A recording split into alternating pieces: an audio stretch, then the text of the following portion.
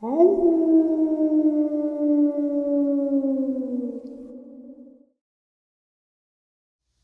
greetings and salutations, everyone. I hope everyone is doing well, and welcome back to this night-ending bonus, the bonus that brings us to Saturday Nightmares, live from New York. I hope to see you all there.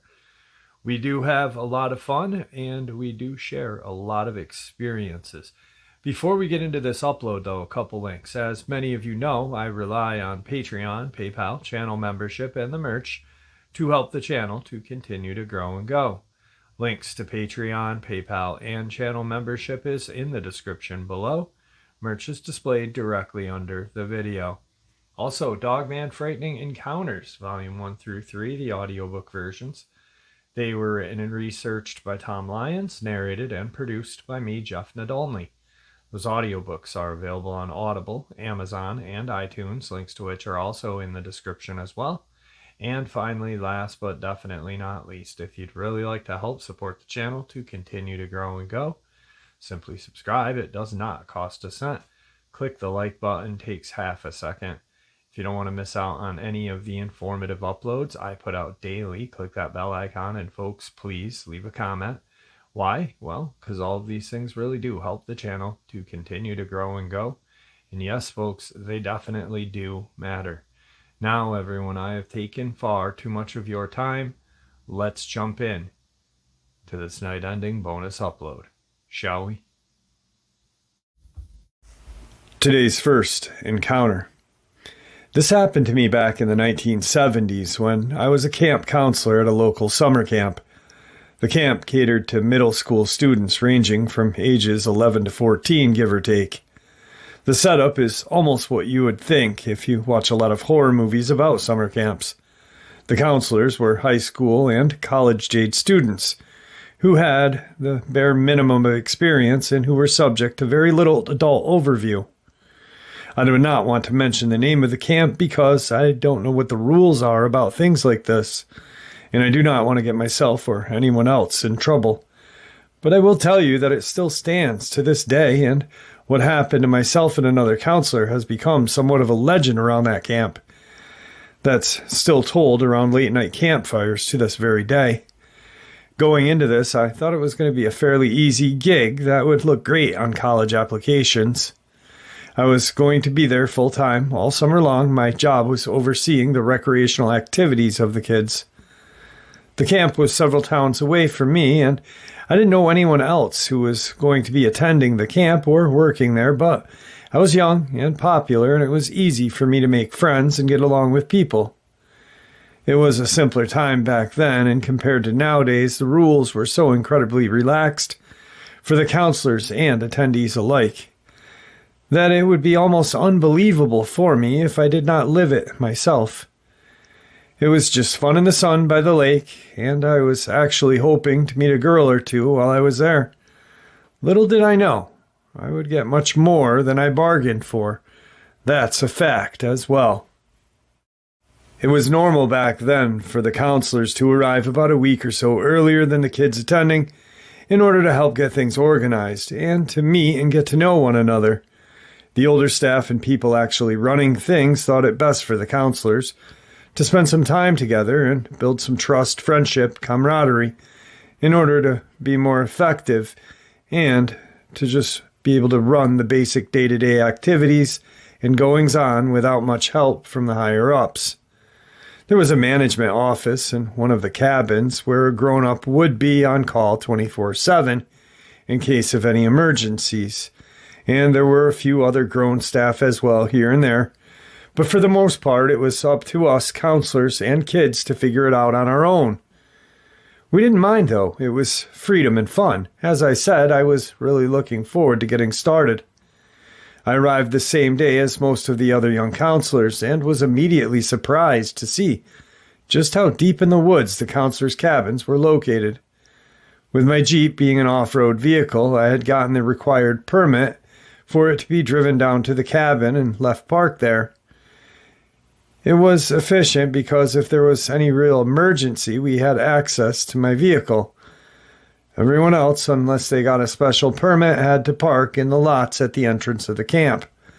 Most likely, except for on days off, they wouldn't be using their cars much anyway. It was understood that my vehicle would almost become communal should I choose to park it in the area of the counselors' cabins. Men stayed with men, women stayed with women, but the cabins themselves were all meshed together in little groups. And I was relieved that everyone who was in my area was friendly and seemingly outgoing.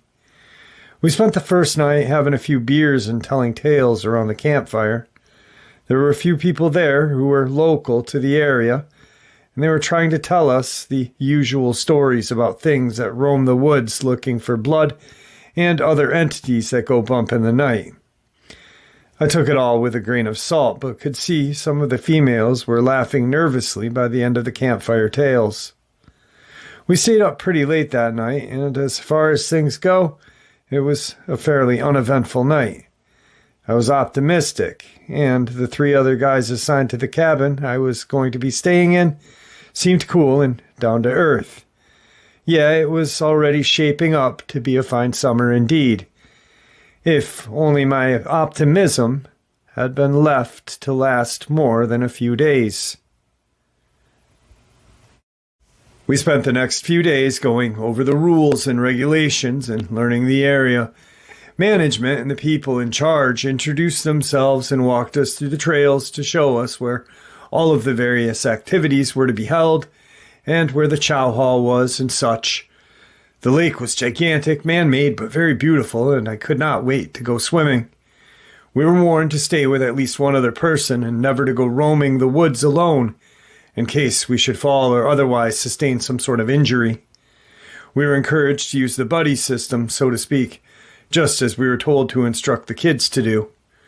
The one certification we all needed was first aid and CPR, so at least we were prepped in that way. I think otherwise we were all completely clueless about what to expect, but a couple of the other people who had been there the previous years were very helpful with the majority of us who were new. I, however, could be counted upon to break the rules and do my own thing, and that's exactly what got me into trouble I got into within the first few days of being there. By this time, it had been about day 3 and everything was going well. I had made friends with everyone, and even had a female I had my eye on who I decided was going to be mine for the summer. Hey, what can I say? I was 18 after all. Anyway, let's get to my encounter now that I gave you some background. I woke up on the 3rd or 4th day. I asked a few of the guys who were in my cabin if they wanted to go to the lake and swim with me and just hang out and catch some sun. The previous days, though fairly easy, had been preparation for when the kids got there. We finally had a few hours of downtime before we got back to actually working. None of them wanted to go with me, though, and so I was going to have to go by myself. I got my things together and headed out. I decided to take my Jeep, though it was prohibited to be driving except for in emergencies. I figured I would plead ignorance if I were caught or tattled on, and that would be that. Like I said, none of us were taking things that seriously. Also, our buddy system was not supposed to consist of male and female staff being alone together. If that were the case, we were supposed to find a third person to accompany us whenever we were going, even if it was just to hang out. When I got into my Jeep, I ran into a girl named Cheryl, coming out of one of the cabins next to mine. She had a bikini top and some shorts, and was holding a towel. I asked her if she was going down to the lake, and she said she was. I offered her a ride and told her that's where I was going as well. She hopped into the Jeep, and we drove down to the lake together. It was an absolute gorgeous summer day. The water was actually warm. There was no one else down at the lake, but neither of us cared, and we just hung out and talked and swam. We swam out to one of the docks in the middle of the lake and decided to get some sun. Everything was quiet, and it was a perfect day.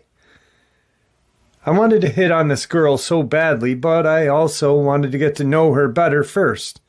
So I refrained from making a move on her, and we just lied there sunbathing on the dock, getting to know each other. Eventually, we were both quiet, just lying there with our eyes closed, relaxing in the moment and enjoying the peace and quiet before the kids came in a few days. When all of a sudden, we heard this extremely loud splash in the water, far off in the distance, and it was followed by an extremely loud sound. It was like a moan and a bellow all at the same time. Cheryl jumped up and looked across the lake to where the sounds seemed to have come from, and I was already alert and looking as well. She asked me if I had heard the sounds too, and I told her I had. We didn't hear anything else for a few minutes, and we eventually figured that maybe it was some other counselors from across the lake who were also having fun in the water while they were able to. However, from the moment we heard that noise, everything seemed eerie. It came out of nowhere, this creepy feeling, but we were both definitely aware of something in the air. We finally laid back down, and when we did, it wasn't more than a minute or two before we heard what sounded like a loud splashing and that same bellowing noise that we had just heard. This time, though, it sounded like it was getting closer. We turned to look exactly at the same time and couldn't believe what we were seeing. Coming across the lake and directly in our direction was some sort of creature. It wasn't swimming, mind you, but it was almost as if it was walking, except it was wildly flailing its arms and making these horrific, loud noises.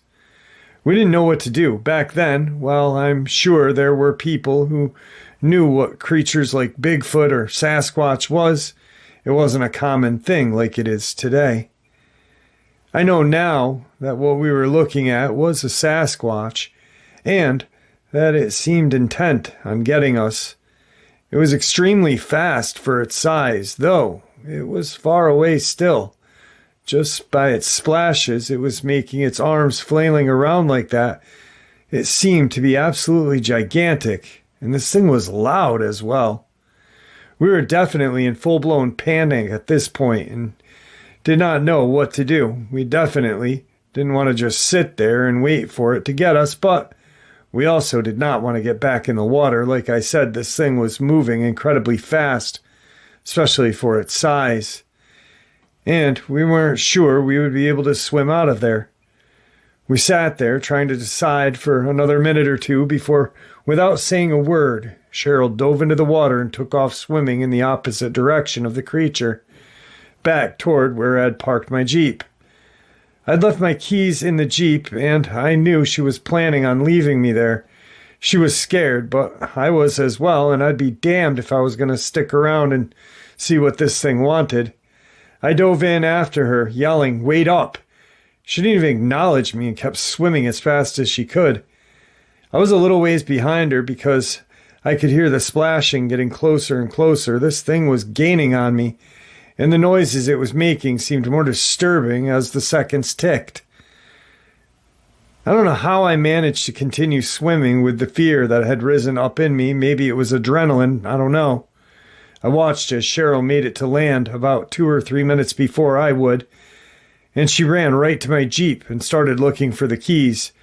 I yelled for her to wait, but she didn't seem like she was going to wait for me. Luckily, I was fast enough and was able to get into the Jeep with her before she started it and took off.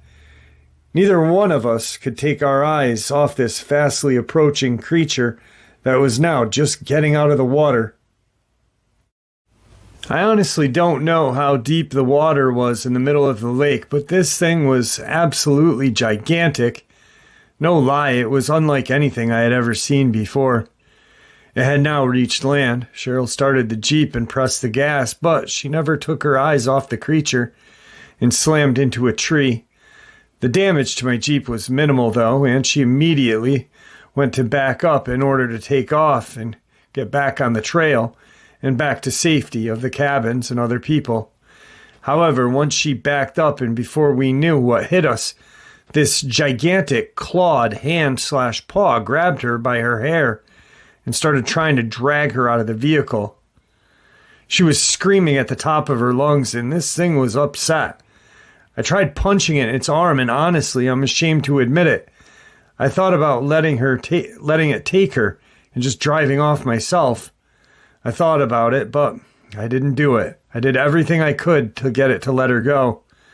The only thing that saved her was the fact that the doors were still on, and it was trying to lift her sideways through the door and not up and out. I started screaming along with her because I didn't know what else to do, and the thing suddenly seemed startled. It was like it snapped back to reality when it had made eye contact with me. It then grabbed her by the back of her head where it had been grabbing her hair all along and smashed her face hard against the steering wheel and then ran off. As it disappeared into the woods, it made more of those disgusting and horrifying howling noises, and then it was gone. Keep in mind, it took me longer to type this than it did for the entire encounter in the Jeep to have happened. It was only a couple of seconds. Cheryl was crying and bleeding from her face, and she seemed to be in shock. I tried to reach out to her and see the damage, but she recoiled from me in horror and stared at me wide-eyed and unblinking. I had to slap her gently to get her to snap out of it and get her to get out of the driver's seat so I could drive us to the emergency cabin and get her first aid. How the hell were we going to explain this? She had scratches all underneath her hair, on the back of her neck, and a few on her shoulders. Some of her hair had been ripped out. We finally made it to the nurse's station. The nurse was a little old lady who seemed like she was over 100 years old. She had also been working on and off at the camp for 30 years. She was immediately concerned, but patched Cheryl up and told her she would have significant bruising around her nose and eyes for a while, but she would otherwise be okay. I told her a story of us hitting a tree and the impact of it made Cheryl hit her face on the steering wheel, but the nurse was not buying it. Cheryl agreed with me, though she was still only nodding, her eyes wild and full of fear. I was trying to give her a look to snap out of it, but she wasn't understanding. She was not disputing my story, though, and that's what mattered to me at the time. I thought maybe I'd get blamed for this. I mean, who in their right mind is going to believe that some crazed monster ran through the lake and attacked us, only to simply give up and run off after a minute? Even now, after all of these years, I still have trouble believing it. The nurse wanted to see the damage to my Jeep, which again was minimal. The weirdest thing happened, though. She told us not to mention the accident to anyone else, and forgot that it ever happened. It was like she knew something more than what she was willing to let on to.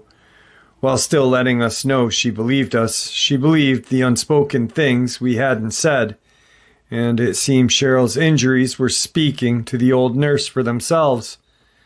I went back to my cabin and pretended to be sick for the rest of the day and never saw Cheryl again. The other girls said she had come back into the cabin with her injuries on her face and neck, but didn't say a word. She packed up her belongings, all the while crying hysterically, and then simply left. She didn't even say goodbye to anybody, and that was that, believe it or not. I was very easily able to put this in the back of my mind. The rest of the summer was uneventful. I had fun at my job. I tried not to think about what had happened to me and Cheryl at the lake that day, but I was much more cautious than I otherwise would have been had it not happened to us, especially when it came to the kids. I never went anywhere alone again, and wouldn't go near the lake unless there were more than a few people with me. At the time, I didn't know anything about creatures like this, but I am sure now that this is what we experience because the area where this particular camp sits is a hot spot for these creatures and their activity. Not only that, but aggressive and hostile encounters come out of this area all the time. Recently, the area had reports all over the internet about someone coming across two of these creatures beating each other. Obviously, to the two human beings standing around watching them. I know this is going to be hard for some people to believe, but I know what I experienced, and it still affects me to this day. I obviously don't work at the camp anymore, and so many things have changed, but when I do go camping or hiking in the woods, I'm more alert and aware of my surroundings and find it hard to relax sometimes.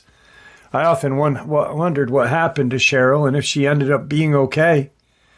I don't know what else to say except be careful out there and don't ever think you know for sure that any creature, whether it cryptid or just a regular animal out there in the woods, has any discernible temperament.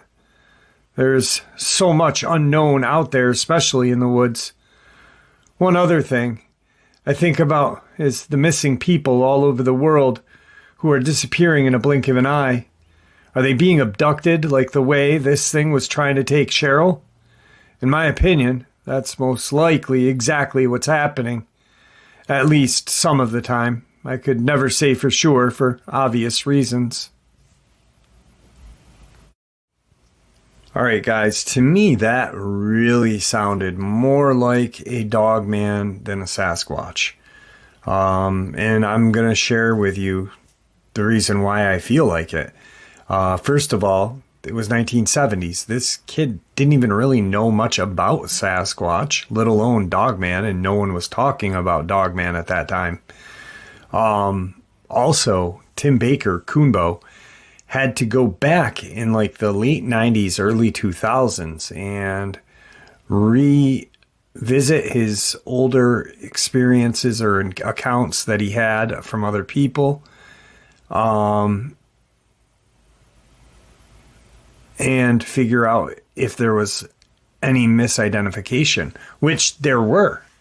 So, I mean, the way this guy describes it, it had hands/paws with long nails, long claw-like nails, and the howling. To me, that just sounds more like a Dogman than a Bigfoot. But,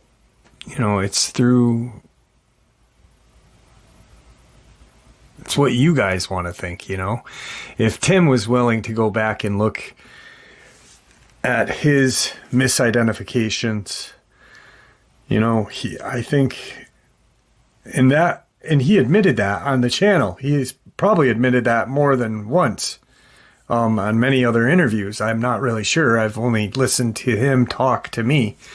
But, for him to realize that, hey, maybe I had maybe I didn't identify these things properly, mistaken identity and stuff like that. And then realized, hey, some of these accounts that I thought were Bigfoot were actually a Dogman. So, who knows?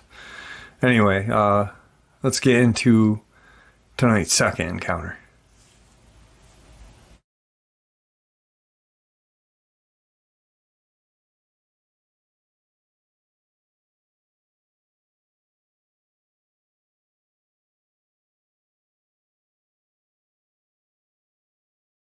Final encounter. In 2009, I met the woman that I'd eventually marry, and for the purposes of this, we'll call her Tina. Tina and I met through mutual friends, and we hit it off right away. While I could gush about our love for pages on end, I will get to the point somewhat and say that the one thing I was so happy to find out we had in common was our love for the outdoors. Once she told me how much she enjoyed hiking, camping, and all things involving the wilderness, I knew that she was the one for me. We got married in 2010 and decided that on our honeymoon we were going to rent a secluded mountain cabin in Colorado and spend the entire time exploring the woods and all of the beautiful things that nature had to offer in this incredibly exceptional area of the country. We found the most perfect little one-bedroom cabin that was listed as a secluded rustic cabin in the woods and planned staying 7 nights in this cabin, but only after camping nearby for 3 days. Our first night out there in the tent was incredible. While neither of us was by any means scared of the woods or worried about staying in a tent, the weather was not ideal. And we were just hoping it would clear up just a bit so we could enjoy the numerous hiking trails. It was almost pouring by the time we had gotten the tent set up. This was not the weather on Google, had predicted, and there was no cell phone service throughout most of the area for us to even check if this pouring rain was going to last the whole 3 days we were stuck out here. We were on our honeymoon, though, and we were both going to make the best of it, no matter what happened. The first night was uneventful and comfortable inside the tent. When we woke up the next morning, it was still downpouring, and we decided to spend the day in the tent, hanging out and doing what newlyweds do. Once night fell, however, a sort of ominous feeling came over us. Aside of the sound of the pouring rain down on our tent, there was nothing else. I know that we should have at least still heard owls hooting or some sort of critters running through, trying to find food or seeking shelter, but there was none of that. The rain slowed a bit right before bedtime, so we stepped out of the tent and stretched our legs. I think it's important to mention that at this point we were still having fun. We were young and in love and simply enjoying each other's company. It didn't matter where we were, what the conditions were, or what we were and were not doing. My new wife kept saying how romantic it all was, just the two of us trapped in a tent and reined in the middle of the woods at night with no one else around. I tended to agree until we stepped out when the rain had subsided a bit. As soon as we were outside of the tent, we looked at each other as though a realization had hit us both the exact same time. We felt creeped out, like we were being watched. There was an electricity in the air and a menacing quality that was attached to it. Both of us had grown up in areas where we played in the woods all day long, and every single spare chance we got, so we could feel it in our bones something sinister was happening.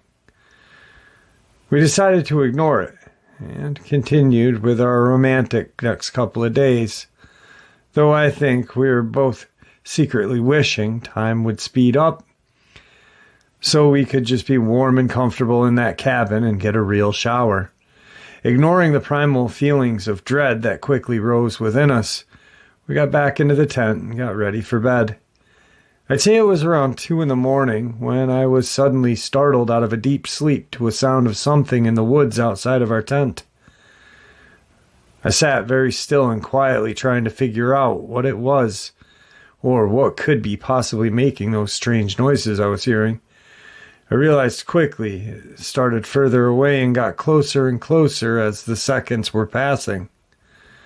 At first it sounded like an animal. The steps were heavy, and there was a strange animalistic grunting sound accompanying each step. I couldn't be sure if there were one or many of whatever it was, but I was starting to get really scared. I looked over at my wife, and she was sound asleep with a gentle smile on her face. So I was reluctant to wake her up. I thought maybe she would realize that her husband was a coward and laugh at me or something. I don't know, I figured I would laugh with her about it the next day after I figured out what it was. Once I snapped out of this train of thought and went back to listening to what was happening outside of the tent, I realized it had suddenly stopped.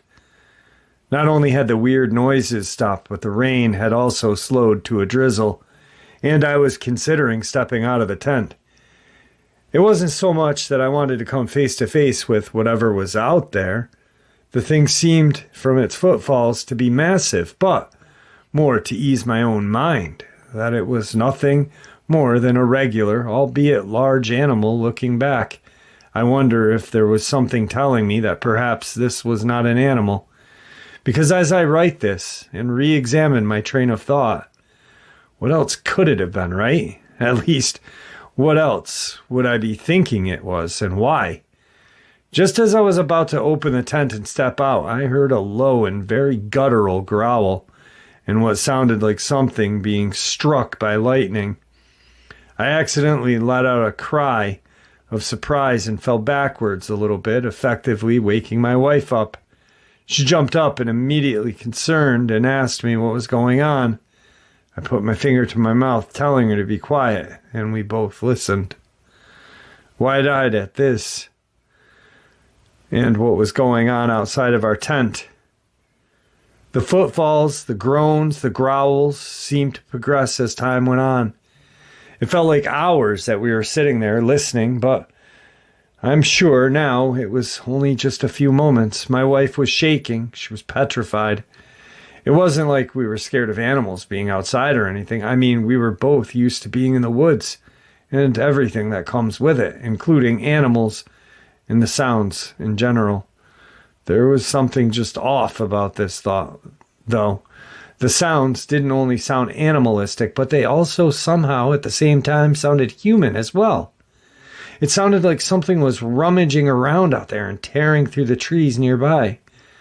As soon as we thought it was further away and we were safe to look, it would sound like it was right outside of our tent. We didn't know what to do, and there was no denying how my wife and I were both not only confused but terrified as well.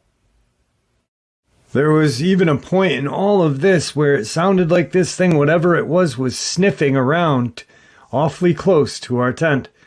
Literally, it sounded like someone or something who has some sort of sinus problem and can't breathe, and no matter how hard they try to sniff up.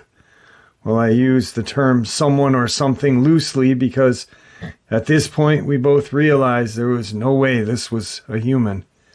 It also didn't sound like any animal we knew or ever heard of. Finally, I had enough and decided to just look outside of the tent, pulling the flap aside very slowly. I looked with one eye outside of the tent and was immediately met with a gigantic red eye staring right back at me in the loudest, meanest, strangest howling, growling sound I had ever heard. I screamed at the top of my lungs and fell backwards, which caused Tina to start screaming and freaking as well. We both sat there in our tent as this thing continued to howl in the air and sniff around the opening of the tent. Now it's important to tell you that we never saw anything except for the one red eye I had originally seen when I looked out, and some sort of weird nose snout thing that was pervaded by the tent a bit, the whole while trying to smell at us out. I don't know how or why this thing wasn't able to maneuver the flap on the tent to get through, but I'm sure it would not have been good for me or my wife if it had. We watched in horror as this massive shadow of this thing we called the creature stomped around outside of the tent, back and forth, in and out of the surrounding woods. I don't know what time it was when this thing finally made its way back to wherever it had come from, away from us, but as far as I can remember, the sun was just coming up. This went on for a couple hours. Once the sun had risen, my wife and I stepped cautiously out of the tent in order to try and see if we could find any evidence of what in the world we had just witnessed and experienced that night. It was almost unbelievable when we started to look around. There were these very strange footprint impressions left in the mud from all of the rain. They were bigger and oddly shaped than anything I had ever seen in my entire life. I would dare say to you now, they were larger than any human footprint I had ever seen, but definitely not shaped like one. The damage done to the immediate area outside of our tent was incredible. There were trees bent, snapped, clawed immediately noticed, as well as there was still no animal activity anywhere, no squirrels, no tiny reptiles running, nothing. There wasn't even the usual sounds of birds welcoming us into the morning. Though the rain had completely stopped, my wife and I decided we didn't want to cook. Not that there was anything left of our food, and our coolers were scattered in pieces. And we just wanted to pack up and get back out of there as fast as possible. We gathered what was left of our belongings, all the while still feeling like we were being watched, and started on the trail back to where we'd parked our vehicle. It took us about 4 hours to get down there in the first place, and we made it back in a little less than 2. I'm aware that what I am about to say to you after all of this may sound crazy. The creature itself wasn't the strangest thing about the entire incident, nor was the incredible damage we had seen once we left our tent. What my wife and I still agree to this day, the strangest thing of all was the weather. Once we got about a half a mile away from where we had set camp up, it was completely dry. It was like it hadn't rained at all. In fact, the ground even looked a bit dehydrated, like it hadn't rained in a very long time. This was true for the entirety of the hike back to the car and the entire area itself as we drove out of there toward the relatively safety of the cabin we had rented for the next 7 days. We were able to get a motel room that was local to the cabin for an extra night, and even then, we didn't feel safe. Every time we stepped out of our room to do anything, we felt an ominous stare on us. I couldn't get any sleep, even in the motel room.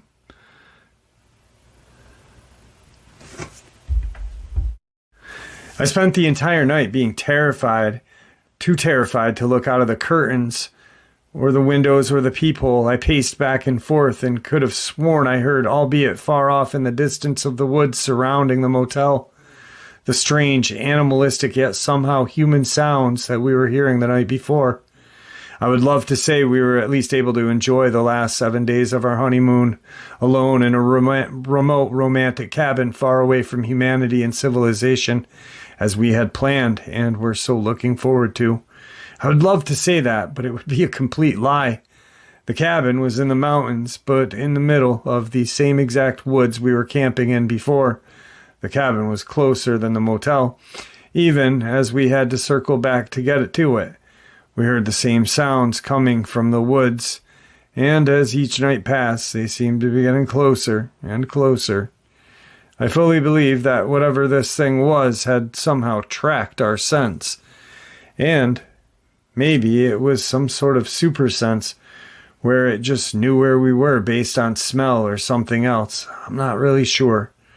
Our final night in the cabin was the deal breaker for my wife as far as spending any time in the woods ever again. The strangest noises, the same animalistic howling combined with that same very human sound moaning noise, were all very loud and very obvious on the property we were renting. Also, there was another torrential downpour that night when there shouldn't have been anything, if any rain or inclement weather at all.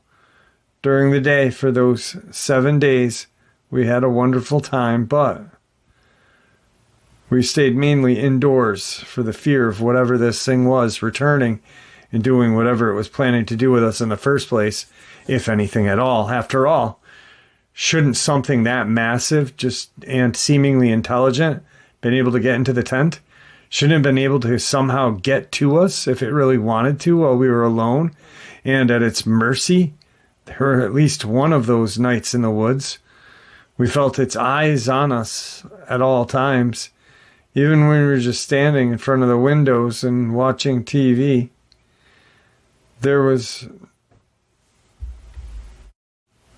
no cell phone service, so we weren't able to look anything up. We weren't able to check and see what the weather was going to be like, though we were both sure there wasn't supposed to be any extreme weather. Once the honeymoon was over, we headed home, and though we've discussed it between ourselves many times, it wasn't until recently that we decided to research as to what in the world we had witnessed, and we were both sure we fell victim to for that time we spent in Colorado. We both agree it wasn't any known animal. My wife didn't see the eye and therefore didn't understand that it seemed to have been human somehow as well as animal as well. We still refer to this thing, whatever it was, as the creature, and so far have not found anything similar enough on the internet to what we experienced to believe. We have found anyone who has experienced the same thing. Was it supernatural, paranormal, extraterrestrial, or some sort of cryptid? I still have no clue, but as there are more and more people reporting strange disappearances in the woods, especially where there is random inclement weather, I am hoping we one day figure out what exactly we had come across. I don't know. for sure how the weather plays into all this, but I am sure that it did have something to do with it. I wish I had more answers, but I really don't have any clue. Well, there you have it, folks. Some just absolutely terrifying experiences and some very interesting photo evidence of these creatures. I hope you enjoyed this night ending bonus as much as I enjoyed sharing it with you. I'd really like to thank you all for supporting the channel. It is, after all, your support that keeps this channel growing and going, and honestly what gives people a chance and a place to share their experiences and theories judgment-free, just simply treated with the respect that we all deserve. Thank you. Please stay safe, happy, healthy, and ever vigilant, keeping an eye on our children, pets, family, and friends. These creatures are real. They are out there and dangerous. Share this information with the people you love and care about, and it may just help save their lives someday. Until next time, never stop asking questions, never stop searching for the answers, and God bless.